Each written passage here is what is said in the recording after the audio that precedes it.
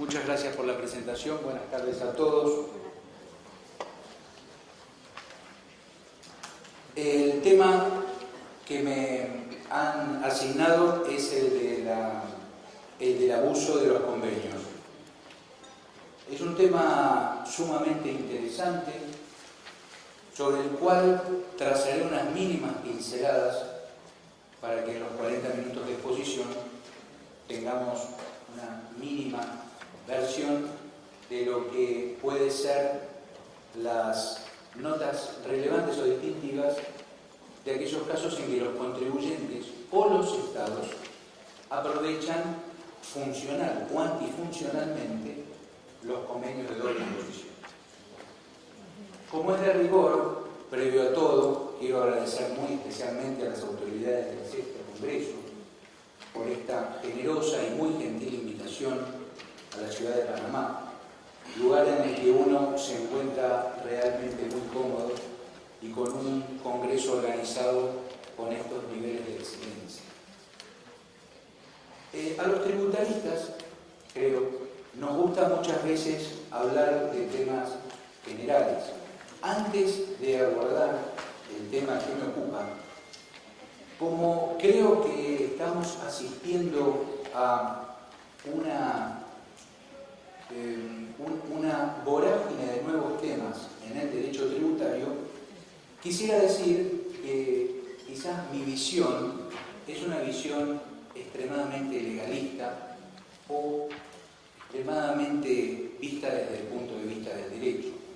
Obviamente yo soy abogado y soy un abogado que ejerce la práctica profesional en la actividad privada. Yo no trabajo para el Estado. Lo que sí tengo muy en claro es que el derecho tributario desde hace muchísimos años, fundamentalmente desde Alemania, Austria, Inglaterra y claro está desde Estados Unidos, ha acuñado una serie de figuras, herramientas, conceptos que tratan de colocar en un justo medio los intereses del Estado y los intereses del contribuyente.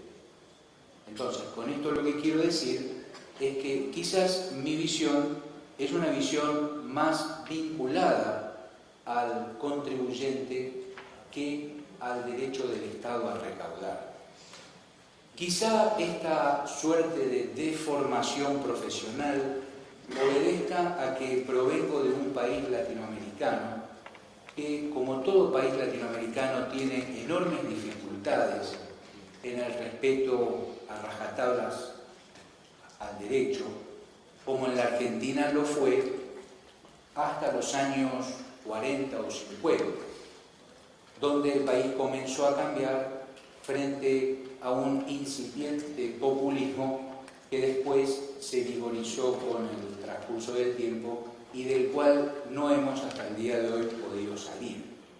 Eso genera enormes distorsiones en la economía y lo que hoy nos ocupa en esta exposición, que son los convenios internacionales y el abuso de los mismos, no está exento de ciertos abusos que hacen los contribuyentes en ese deseo por o funcionalmente aprovechar los lujos, las ventajas que puede tener un convenio, o por el otro lado antifuncionalmente abusarse del mismo.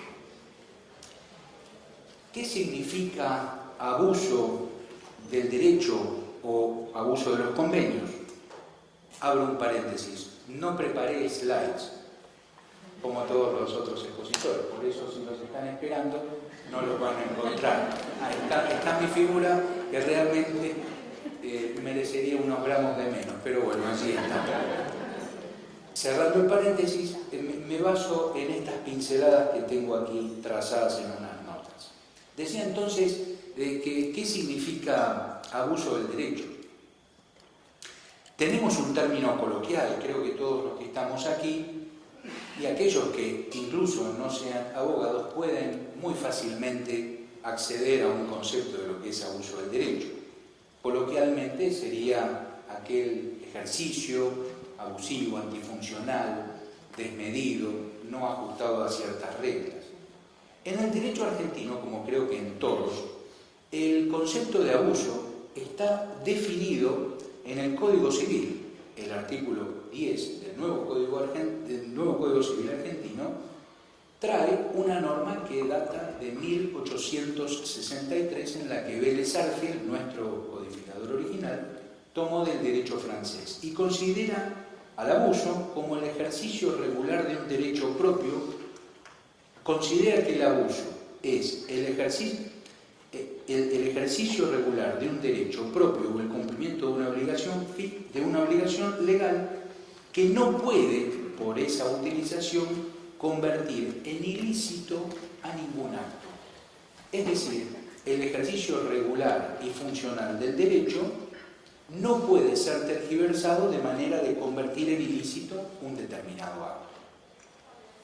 Entonces, si consideramos que esto es un término jurídico general para el derecho privado de abuso, podemos interpretar que el abuso de los convenios sería forzar la interpretación para la aplicación de estos convenios en una forma que esos convenios no fueron las que originalmente tuvieron en vista al ser sancionados.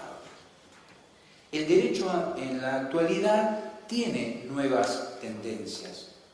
Hay yo creo, permanente avasallamiento, me hago cargo de lo que digo, por parte del Estado de las formas y presión sobre los contribuyentes que hacen que el contribuyente viva el ejercicio del derecho fiscal de una manera, o al menos la percibe de una manera hostil y permanentemente de una situación de hostigamiento por parte de la autoridad, del Estado. Y me estoy refiriendo fundamentalmente a normas de procedimiento en la aplicación del derecho fiscal y a la presión fiscal que, al menos en mi país, es intolerable. Recientemente, un economista, no abogado, publicó un artículo sobre la presión tributaria en la Argentina y pudo contar aproximadamente 70 tributos, englobando en estos impuestos, tasas, contribuciones, precios, cargos específicos, etcétera, etcétera, etcétera, todas aquellas denominaciones que los políticos se ocupan de diseñar para aplicárselas a los contribuyentes, y todos los contribuyentes en la Argentina están sujetos a este tremendo nivel de imposición. Entonces se produce una reacción natural, como es natural que a nadie, creo yo, le gusta pagar impuestos, una natural inclinación entonces de tratar de encontrar todas las posibilidades que, en el caso de los convenios, el convenio pueda ofrecer para pagar la menor cantidad de impuestos posible. Hay un elemento que tenemos que tomar, creo yo, muy en cuenta, y es lo que los administrativistas han calificado desde hace mucho tiempo como el soft law. El soft law lo entiendo como aquellas normas que no son emanadas del organismo encargado de la provisión o de la elaboración del derecho, pero que tienen una relativa o fuerte fuerza legal. Son todas aquellas normas que hacen que el contribuyente se vea sometido a la obligación de cumplir tal o cual mandato, pero no derivado de una norma emanada del Congreso de la Nación como autoridad que es la que tiene el derecho de aplicar el orden normativo en materia tributaria, sino otras normas emanadas de organismos que interpretan, analizan, dan directivas, instruyen sobre la aplicación del derecho. Me estoy refiriendo puntualmente a ejemplos conocidos por todos nosotros en lo que a esta exposición concierne, a las directrices de la OCDE. La OCDE es un organismo que todos sabemos no tiene una competencia o poder tributario en ninguno de los países, creo yo, aquí presentes. Lo integren o no a la OCDE. Entonces, estas normas que tienen una función de aplicación del derecho, aun cuando forman parte del soft law, las debemos tomar en cuenta, aunque tratando de ubicarlas en sus justos límites. Las directrices de la OCDE no son normas necesariamente obligatorias o con fuerza de aplicación sine qua non en los ordenamientos tributarios. Cada tribunal dirá lo que deba decir sobre esto, y el Tribunal Argentino en materia tributaria, en un fallo, Aerolíneas Argentinas es la carátula, dijo precisamente esto cuando tuvo que analizar un caso vinculado con los sistemas de reservas y las derivaciones tributarias de la negociación a través de Internet. No me voy a introducir en ese tema, pero simplemente lo que quiero puntualizar es que dentro del análisis de si una interpretación que un contribuyente realiza es abusiva o no, tenemos que ponderar todas estas normas de juridicidad relativa, como son las normas del soft law y las directrices de la OCDE en materia de interpretación de los convenios, las debemos considerar aún, creo yo, en estos límites. Es obvio que la economía se internacionalizó y las operaciones comerciales se han vuelto una constante en la unión de empresas que desarrollan negocios en distintos países. Por esta razón hay un aumento en la sanción de convenios para evitar la doble imposición. Si nos preguntamos cuál es el objetivo de los convenios para evitar la doble imposición, creo que todos coincidimos en que estos objetivos no pasan por aumentar o disminuir la recaudación tributaria, sino por otros objetivos quizá metajurídicos. Me estoy refiriendo a que los objetivos que usualmente le atribuimos a los convenios son los de otorgar seguridad jurídica en la aplicación e interpretación de los convenios, en distribuir o perfilar el reparto de la competencia tributaria entre los países signatarios del convenio, en evitar o neutralizar las posibilidades de ilusión fiscal e impedir la discriminación en materia tributaria. Sobre el punto que nos ocupa y que da título a la exposición sobre el abuso de los convenios, previo a todo debemos definir que el abuso no solo puede ser dado por los particulares, no pueden incurrir en abuso solo los particulares, sino también los estados. Por ejemplo, cuando desarrollan una competencia fiscal dañosa. Un ejemplo de planificación fiscal no de los contribuyentes, sino de los estados, lo hemos visto en mi país, en la República Argentina, en los años 90. En los años 90, varias empresas canadienses vinculadas a la minería hicieron fuertes inversiones que persisten hasta el día de hoy en materia minera. Esas inversiones, si las empresas canadienses las hacían directamente con sus filiales en Argentina, la repatriación de los dividendos iban a estar gravados.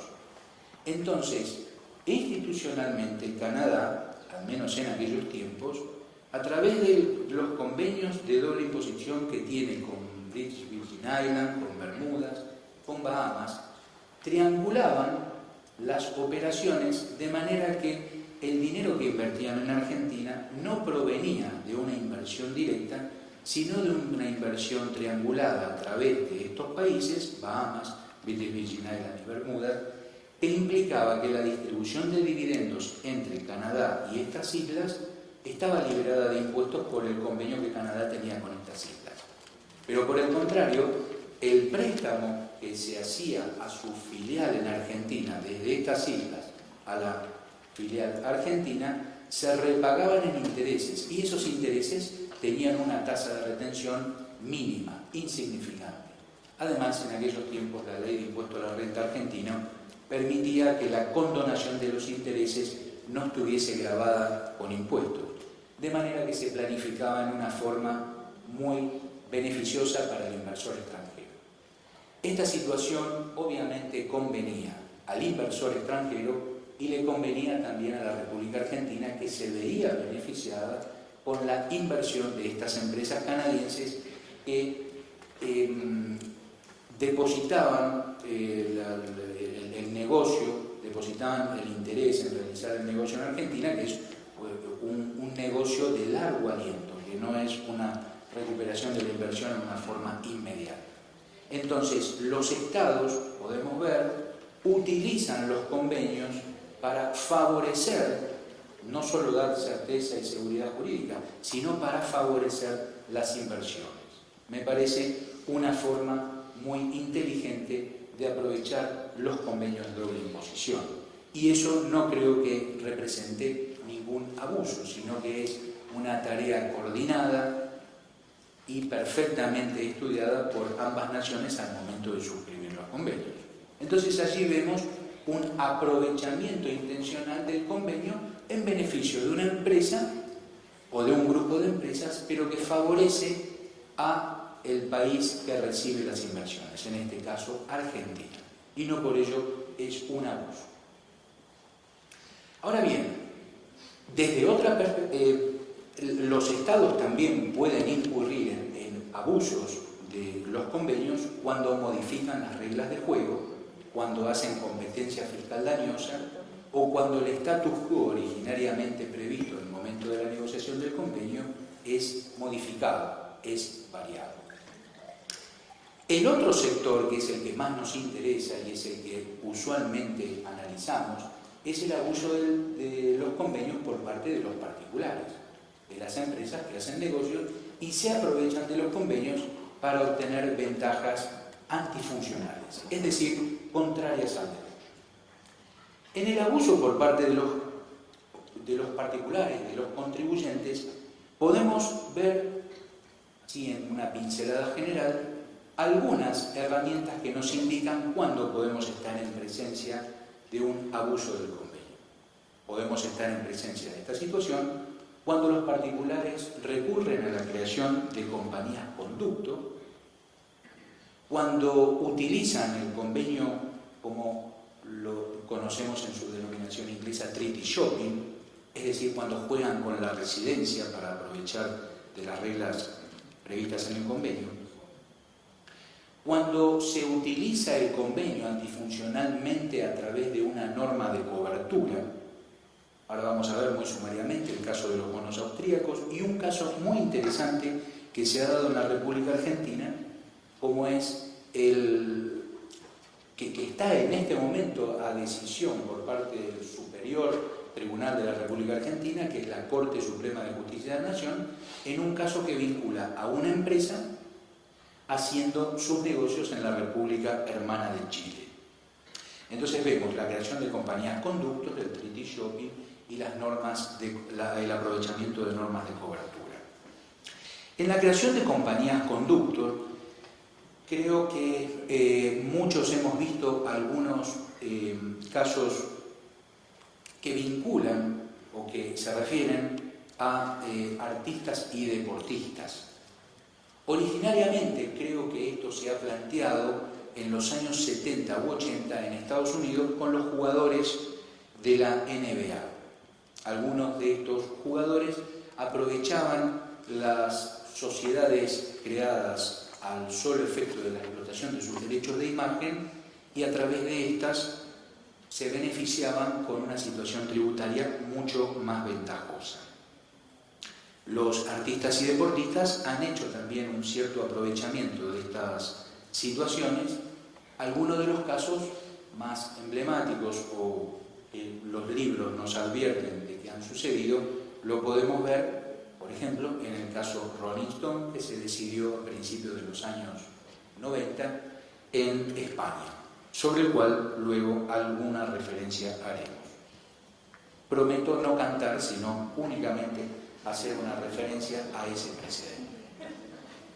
En los casos de treaty shopping, jugando con la residencia fiscal para aprovecharse fiscalmente de los beneficios, también se han registrado muchos supuestos de abuso de derecho. Y el tercer segmento que había comentado, el de la utilización de normas de cobertura, el caso de los bonos austríacos y el caso que recién referencié de la República Argentina, la causa Molinos Río de la Plata. En el caso de los bonos austríacos, creo que muchos países han tenido este inconveniente y remarco que en el mío, en la República Argentina, ha habido un caso muy puntual de utilización desde la perspectiva del Estado abusiva por parte de algunos residentes argentinos del aprovechamiento del convenio argentino-austríaco. Este aprovechamiento del Estado argentino del anterior gobierno consideró que la utilización del convenio entre Austria y Argentina era un ejercicio antifuncional porque se establecía que la compra de títulos o las inversiones en títulos del tesoro de uno de los dos estados estaba grabado únicamente en ese estado. Es decir, los argentinos que habían adquirido bonos del gobierno austríaco pagaban el impuesto en Austria. Como en Austria estaban exentos, la situación de hecho la conocemos como doble no imposición, que no está sancionada, no está grabada, no existe una sanción sobre la doble no imposición, pero a los gobiernos no les gusta que exista la doble no imposición. Entonces la presidenta de Argentina, de entonces, obviando cualquier procedimiento de denuncia que está previsto en el convenio, llamó por teléfono a la Cancillería Argentina y ordenó la derogación de la ley que creaba el convenio argentino-austríaco. Esa fue la forma que la Argentina tuvo para sancionar a esos argentinos que habían invertido en estos bonos. Otro caso emblemático, que recién lo cité, la causa Molinos Río de la Plata, que está por ser decidida en la Corte Suprema de Justicia de la Nación, es una causa que involucra a una multinacional argentina vinculada a la industria cerealera, que es una empresa histórica del país, Molinos Río de la Plata, que creó una sociedad en la República Hermana de Chile. El convenio entre Argentina y Chile prevé que la aplicación, la competencia tributaria recae en el país de la fuente. Argentina grava en Argentina, Chile grava en Chile. Sucede que esta distribución de competencias tributarias en Chile se traduce en que hay una figura societaria que se llama plataforma de inversión que implica, para quienes utilizan este formato jurídico, que la plataforma de inversión chilena es una sociedad que, en tanto no realice negocios en la República de Chile, no debe tributar en Chile.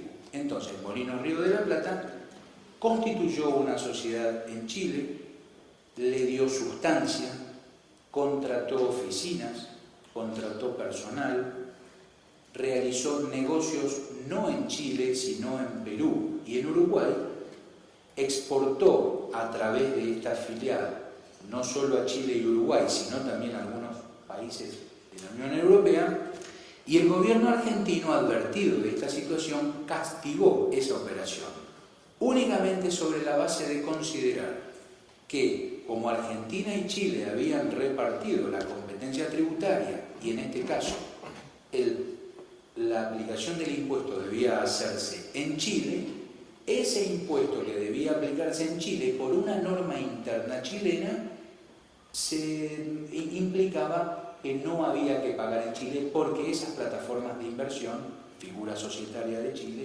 no estaban grabadas. Concretamente vemos un segundo caso de doble no imposición. El tema llega a la justicia argentina y comienza su debate en el Tribunal Fiscal de la Nación.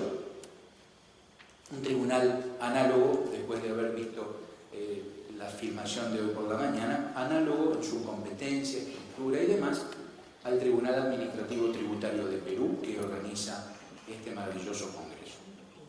El Tribunal Fiscal Argentino castiga la operación, es decir, confirma la pretensión y la interpretación del Estado. El tema pasa a la Cámara Federal, ya Poder Judicial, y la Cámara Federal, en una de sus 5 salas, que es la que tocó en competencia, confirma el fallo del Tribunal Fiscal, es decir, castiga la conducta tributaria desarrollada por el contribuyente Molinos Río de la Plata, que se puede googlear y fácilmente se encuentran estos precedentes que estoy comentando. Una vez que el tema llega a la Corte Suprema de Justicia de la Nación, la Corte Suprema tiene que resolver si las 2 instancias anteriores fallaron correctamente o no. Es un caso millonario en dólares, y antes de definir el tema de la Corte Suprema, la Corte pide una opinión a la procuración, a la procuradora, en este caso una abogada, y la procuradora opina exactamente lo opuesto a las instancias judiciales anteriores. Es decir, lo que la procuradora ha decidido, ese es el dictamen de la procuración, que la Corte Suprema al momento de fallarlo puede tener en cuenta o no tener en cuenta, considera que el Estado argentino, la DGI, la Administración Fiscal, ha interpretado incorrectamente el convenio argentino-chileno, porque el hecho de que exista una doble no imposición per se no implica un abuso del convenio.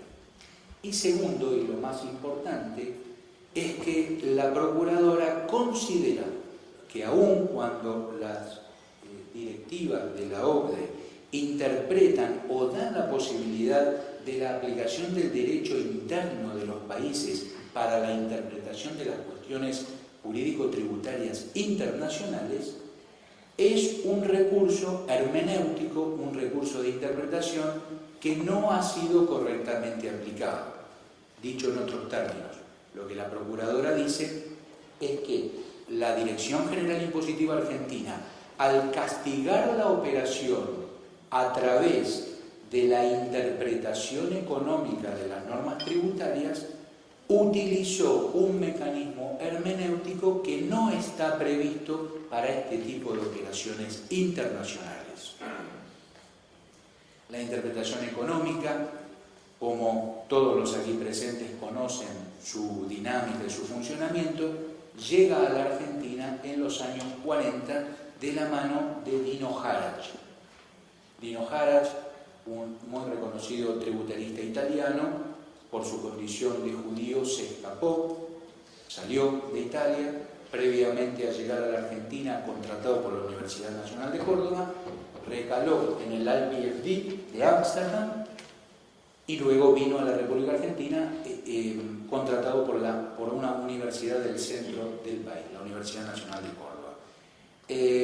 Contratado en Argentina, Dino Harach vivió en Argentina y falleció en los años 80. Yo lo conocí en sus últimos años. Dino Harach trajo en ese momento esta norma que la refundió en el Código Fiscal de la provincia de Buenos Aires y después la ley nacional la tomó, la interpretación económica. Que en la redacción argentina, que es una redacción muy buena, la de Dino Harach para los años 40, pero vista hoy a la distancia, es una redacción un tanto proveniente del paleolítico inferior del derecho tributario, porque la redacción de la ley argentina, en buen romance, dice: cuando las partes utilizan un mecanismo jurídico que no es el que el derecho privado ofrece manifiestamente para desarrollar un determinado negocio, el fisco puede apartarse de ese diseño que han esgrimido las partes, e ir a la sustancia económica de la operación y grabarla no en función del derecho, sino en función del hecho económico que subyace en la operación. En otras palabras, si una persona quiere vender un campo, una propiedad, no tiene que constituir una sociedad, incorporar el campo a la sociedad y transferir las acciones de la sociedad. En una época toda esa operación estaba gravada con un impuesto que era del 0,75% del valor de la operación. En cambio, si se recurría al formato contractual usual, que es la compra-venta inmobiliaria, la venta del campo, si estaba desarrollada como se debe hacer, es decir, contratando a un notario, a un escribano y haciendo una escritura transactiva de dominio, esa operación estaría gravada con el 15%. Entre el 15% y el 0,75 o 0,50 que era en esa época este impuesto, muchos habían optado por esta forma. Entonces, el derecho privado manifiestamente para la venta de una propiedad no ofrece esta organización alambicada que es la constitución de una sociedad, incorporación del campo y venta de las acciones. Eso sería una utilización manifiestamente antifuncional del derecho privado. Esa figura la tomó la Dirección General Impositiva y se la aplicó a esta compañía Molinos Río de la Plata, argumentando que el efecto de no tributar el impuesto ni en la Argentina ni en Chile por imperio de la aplicación del convenio argentino-chileno implicaba un abuso de derecho por parte de esta compañía. El tema está por dilucidarse, vamos a ver qué es lo que resuelve la Corte Suprema, pero esperamos muchos, como suele coloquialmente decirse, que haya algún tiro para el lado de la justicia y que el tema se confirme en favor del contribuyente, porque corren nuevos vientos de interpretación sobre estas cuestiones. Abro un simple paréntesis. Como el derecho no es solo una entelequia, sino que está vinculado a la forma de interpretar la realidad política de sus actores, en ese caso Molinos Río de la Plata, en el otro caso de los bonos austríacos, no había un componente de defensa del derecho ni de las arcas del Estado, sino que había situaciones de persecución política por parte del Estado respecto de determinados actores. Entonces, había razones metajurídicas que distorsionaban una objetiva, correcta, sea para qué lado fuere, interpretación del derecho. Había otros factores que condicionaban la interpretación de las normas aplicables. En la interpretación de los tratados, lo primero que debemos tener en consideración al momento de interpretar un convenio para evitar la doble imposición es el artículo 31 de la Convención de Viena sobre el Derecho de Tratados, que, como sabemos, nos dice que los tratados se interpretan conforme a la buena fe, conforme al sentido corriente de los términos y teniendo en cuenta su objetivo y finalidad. Los comentarios de la OCDE, como había dicho, son comentarios que de ninguna manera podemos dejar de lado, pero como juristas siempre tener presente que no son ley aplicable, son, al menos en nuestros ordenamientos, no estoy hablando del derecho europeo que no me compete, pero al menos en la República Argentina no es derecho aplicable. Bien, los comentarios de la OCDE tenemos que tenerlos en consideración. En los comentarios de la OCDE, la aplicación del derecho interno para el análisis de la interpretación y aplicación de los convenios es un dato que va abriéndose camino y el párrafo 10.1 y 10.2 del artículo primero nos da esa posibilidad de abrirse paso con la aplicación del derecho interno. De manera que esto que estoy diciendo de que la procuradora argentina lo que dice es que no se puede aplicar la interpretación económica del derecho de la Ley de Procedimientos Tributarios argentino para el análisis de un convenio de doble imposición, suena muy bien, me gusta, pero soy objetivo y reconozco que, como decía un mago que aparecía en la televisión argentina hace muchos años, Susan, e iba a hacer levitar a una señora que excedía los 100 kilogramos de peso, estaba todos los televidentes mirando y el mago, antes de hacer el acto de magia, decía: puede fallar. Entonces, esta interpretación puede fallar. No necesariamente podemos depositar todas las expectativas en que el derecho interno de un país no se aplica para la interpretación de los convenios. Esto es relativo.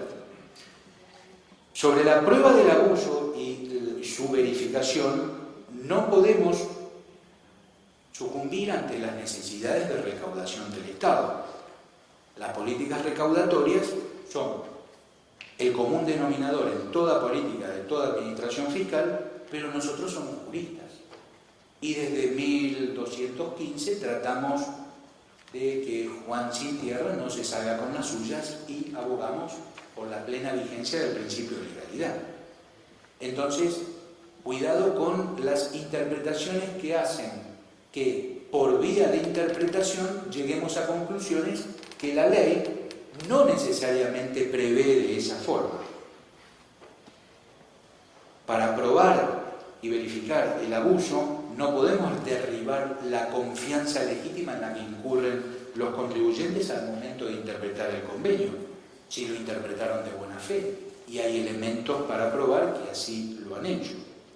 El contribuyente tiene derecho a la seguridad jurídica, no es una entelequia, no es una aspiración de deseos, es un derecho que, aunque está quizás demerituado, quizás si uno le habla a los políticos de seguridad jurídica, el político se puede reír, pero bueno, nosotros somos juristas y tenemos que abogar por la defensa de esos derechos. Sobre el abuso del derecho por parte del Estado, podría darse por el abuso, como lo probamos, por el abuso de la modificación de las condiciones de ejercicio del poder tributario en perjuicio de otro Estado contratante, cuando existe una competencia fiscal dañosa. Las dificultades que la doctrina encuentra en esta prueba estriban en tres elementos. Primero, que en los convenios no hay una exigencia mínima de recaudación, entonces no podemos saber si este parámetro de una determinada recaudación ha sido vulnerado. Ahí tenemos una primera dificultad. Segundo, no existe un procedimiento preestablecido para verificar ese abuso. Tercero, no existen previstas consecuencias, no existe previsto consecuencias para el caso de que un Estado viole el convenio. Esto por parte, el abuso por parte del Estado. El abuso o la verificación del abuso por parte del contribuyente son los casos en que usualmente hablamos de que hay abuso en la aplicación de los convenios. Para ello se pueden crear normas antiabuso. Ahora vamos a ver de qué se trata. Para que se verifique el abuso debe haber una afectación de la recaudación. Esto debe ser probado. Son los Estados los que en forma unilateral configuran sus propios parámetros internos para definir cuándo existe abuso. ¿Y cuándo existe abuso? Como antes decía, que podría fallar, pero bueno, se va abriendo paso. El derecho interno es una fuente de interpretación para verificar cuándo hay abuso. Y el segundo, más propiamente internacional, son los casos de las cláusulas anti-elusión. Bueno, en relación con las normas de derecho interno se recurre al concepto interno de abuso o uso impropio de las normas tributarias. Para ello se recurre a la interpretación económica, como antes había comentado, en esa referencia de Dino Harach. Se debe analizar la peculiaridad de la norma de cobertura. El problema radica en que con una norma interna de un país se analiza la norma interna de otro país. Es decir, en el caso de Molinos Río de la Plata, este caso que está por definirse en la República Argentina, la norma interna argentina analiza cómo se ve desde el punto de vista del derecho interno argentino la situación en la República de Chile, lo cual creo que no es lógico. En relación, saliendo del derecho interno, en relación con las cláusulas antielusión para verificar el incumplimiento, el abuso, los estados tienden con las cláusulas antielusivas a proteger la recaudación. Los estados pueden crear normas antielusión específicas o generales. En los precedentes europeos podemos citar los casos Vestergaard y Baxter. En el caso del derecho europeo, del derecho comunitario, deben respetarse las siguientes condiciones. Justificarse por razones de imperiosa necesidad, la aparición de cláusulas generales antielusión, que las mismas no sean discriminatorias, que las mismas sean proporcionales, que no se alteren las libertades comunitarias por el uso de las presunciones. Hay un caso del año 97, el Blower. Y por último, por una presunción no se pueden aplicar presunciones para determinar una situación o una actividad fraudulenta. Caso Landgraf, del 2002. En Cadbury-Schweppes, año 2006, una causa muy conocida, se pueden aplicar cláusulas antielusivas si se cumple con el test objetivo de la realidad económica, no el test subjetivo, es decir, el motivo económico válido. Solo se puede apelar al test subjetivo del motivo económico válido en el caso de las sociedades artificiales. En este caso son válidas las cláusulas antielusivas que permiten combatir las operaciones que se apartan del valor normal de plaza, valor normal de mercado. El intento de pagar menos impuestos no significa presumir un montaje artificial. Lo importante es que la actividad desarrollada por los particulares tenga sustancia económica. Y sobre esto, sobre que no es reprensible el esfuerzo de los contribuyentes para aprovechar las situaciones que el ordenamiento jurídico tributario ofrece para pagar la menor cantidad de impuestos posibles, tenemos varios precedentes jurisprudenciales en distintos países. Traigo a colación muy brevemente 4 precedentes. El primero, creo que muy conocido por todos nosotros, es la doctrina derivada del caso Gregory versus Heberlein, del año 35 en Estados Unidos. El juez Leonard Hahn, en aquel momento, en un caso de reorganización empresarial libre de impuestos, había dicho que no existe el deber patriótico de pagar más impuestos de aquellos que establece la ley.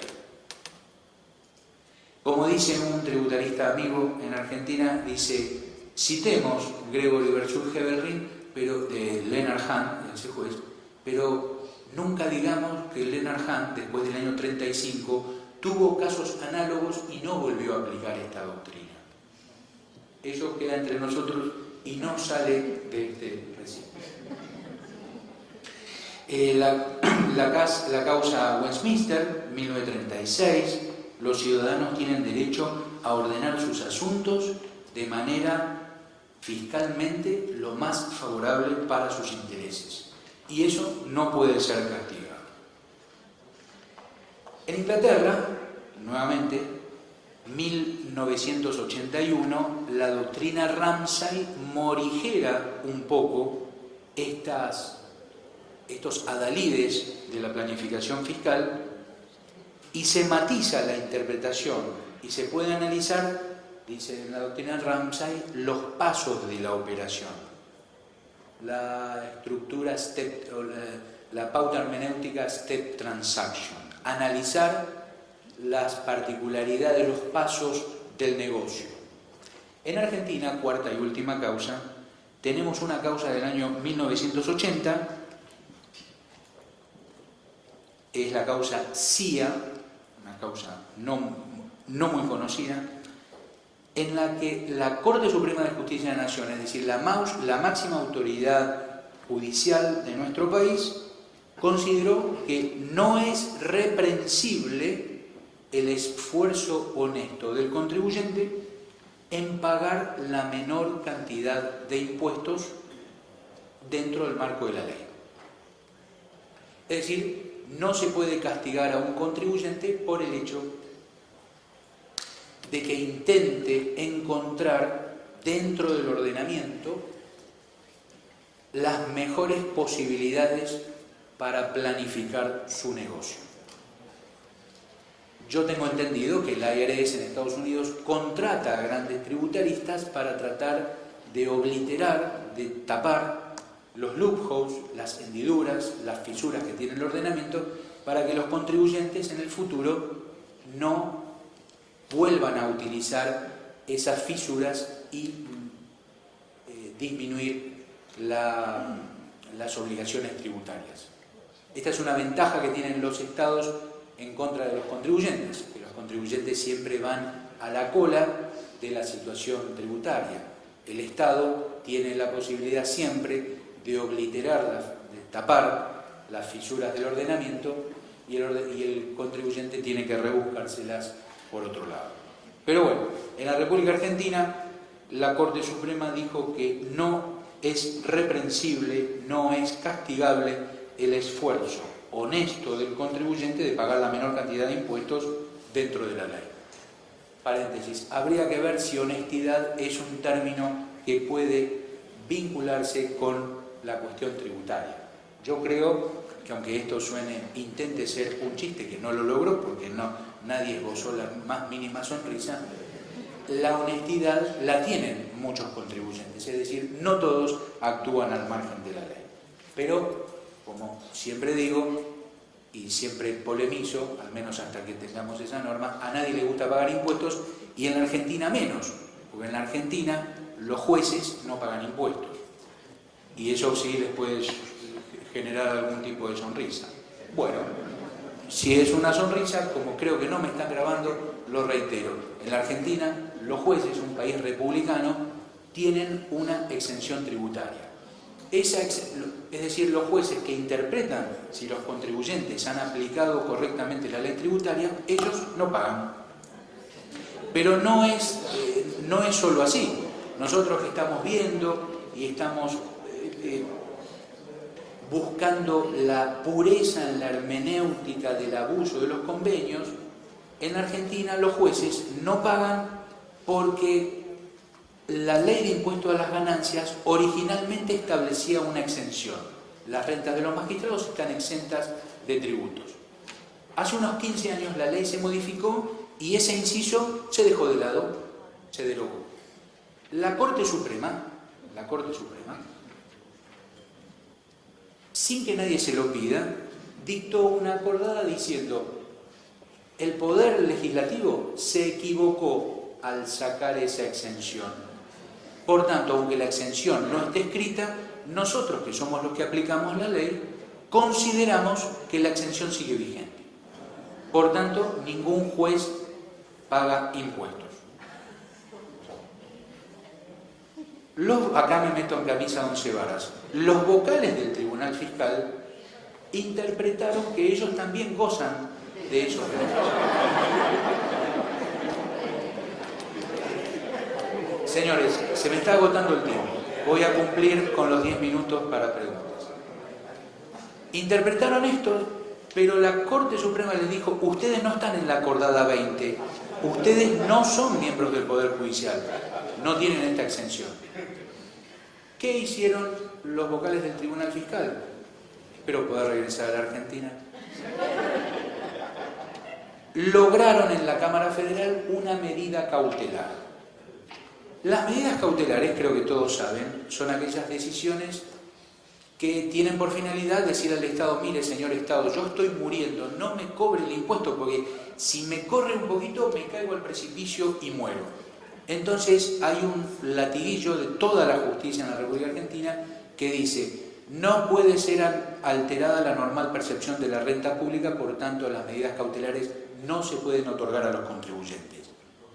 Pero en el caso de los vocales del Tribunal Fiscal, una causa que nadie la conoce, lo lograron y gozan de una medida cautelar desde hace 15 años y no pagan. Y para terminar, como dicen los vendedores ambulantes, y como si esto fuera poco en este beneficio,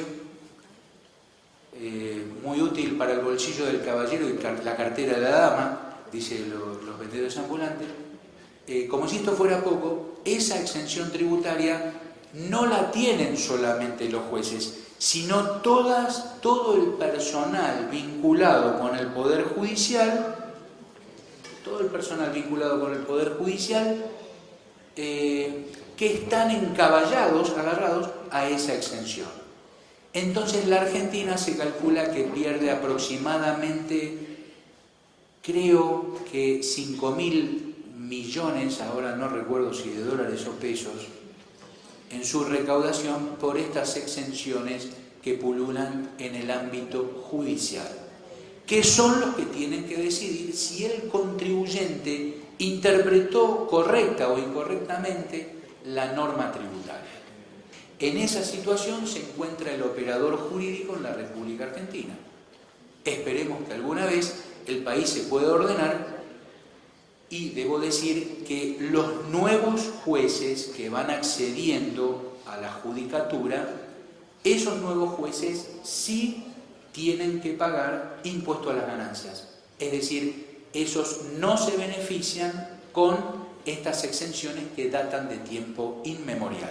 No podríamos decir cuál es el origen de la exención, porque viene de 1853, de la Constitución Nacional, que es un fiel reflejo de la Constitución de Filadelfia, y donde se establecía que la renta de los magistrados no podía ser alterada, la intangibilidad de los sueldos de los magistrados. Entonces, el tema con el tiempo va a ir cambiando, pero lo concreto es que quienes deciden en Argentina sobre la administración de justicia tributaria, bueno, ellos gozan de una exención que no la confieren al resto de los ciudadanos. Para terminar, había dicho que para neutralizar el abuso del derecho tenemos las cláusulas antielusivas, tenemos otra figura, otro formato para neutralizarlo, como son las cláusulas del beneficiario efectivo. Las cláusulas del beneficiario efectivo, cuando un sujeto abre una cuenta en un banco norteamericano, el banco norteamericano le hace firmar el 8W-BEN, y ahora si es extranjero le hace firmar el 8W-BEN-E, de manera que el fisco norteamericano sabe quién es el verdadero titular de la cuenta, pero esa información no se la transmite a ninguna autoridad fiscal de ningún lugar del mundo, porque Estados Unidos, para fiscalizar a sus nacionales, tiene el convenio FATCA, pero no firmó el Common Reporting Standard que firmó el resto de los países, de manera que hoy creo uno de los principales paraísos fiscales es Estados Unidos, porque es el único que no va a informar hasta que pase algo, en cuyo caso ahí sí se termina. Entonces el último de las posibilidades de defensa frente al abuso de los contribuyentes es el castigo de la sociedad de conducto. El castigo de la sociedad de conducto, que hemos dicho, son aquellas sociedades que las podemos ver en la renta de artistas y deportistas, aquellos deportistas que utilizan estas sociedades para minorar la carga tributaria.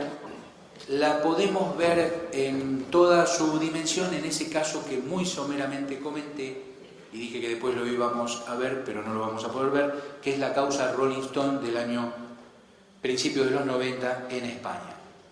Rolling Stone ejecuta su concierto en España. España pretende la aplicación del impuesto a la renta español, el convenio de doble imposición dice, señores, nosotros no tenemos que pagar el impuesto en España porque el artículo 17 del convenio hispano-holandés establecía que el país del lugar de ejecución del acto musical es el que debe aplicar el impuesto. Pero el convenio originalmente, cuando tocaron los Rolling Stones, no tenía el artículo 17.2, el segundo párrafo, que es la norma antielusiva de este artículo, que dice, hoy, porque el convenio se modificó, cuando ejecuta la obra musical o el artista o el deportista a través de una sociedad, también se puede aplicar el impuesto en el lugar de ejecución. En aquella época, años 90, no estaba, entonces se aplicaba la cláusula del artículo 7º, que permitía la aplicación del impuesto en el lugar de constitución de la sociedad. El lugar de constitución de la sociedad, Rolling Stone, no era España, sino que era Holanda. Por tanto, no había que tributar en España, sino en Holanda, y así lo definió la justicia española. Ese es un precedente más que podemos dar.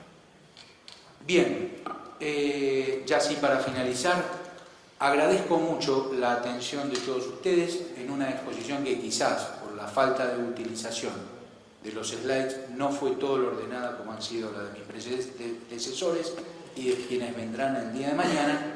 Simplemente intenté reseñar que en el abuso de los convenios usualmente vemos el abuso en los particulares, pero también puede haber abuso por parte de los estados, cuando estos crean reglas de juego que no eran las que estaban previstas ab initio en el momento de la negociación. El abuso por parte de los particulares implica interpretar la norma jurídica a través de los mecanismos usuales de interpretación de los convenios internacionales. Lavadamente o subrepticiamente se va introduciendo esta posibilidad de aplicar el derecho interno y cada derecho interno, cada uno verá cómo se aplica en estos casos. El derecho tributario internacional cuenta con algunas herramientas para evitar el abuso de derecho el abuso del convenio por parte de los particulares, castigando a las compañías conducto, obligando a denunciar o fiscalizar al beneficiario efectivo y, entre otras formas, estas son las que el ordenamiento jurídico internacional prevé, otorga, confiere para la interpretación de las normas de los convenios para evitar la doble imposición y que los mismos no sean abusados por los sujetos que lo aplican. Les agradezco la atención, muchas gracias y estoy sujeto a las preguntas si las hubiera. Muy bien, agradecemos entonces al conferencista, el doctor Alejandro Altamirano.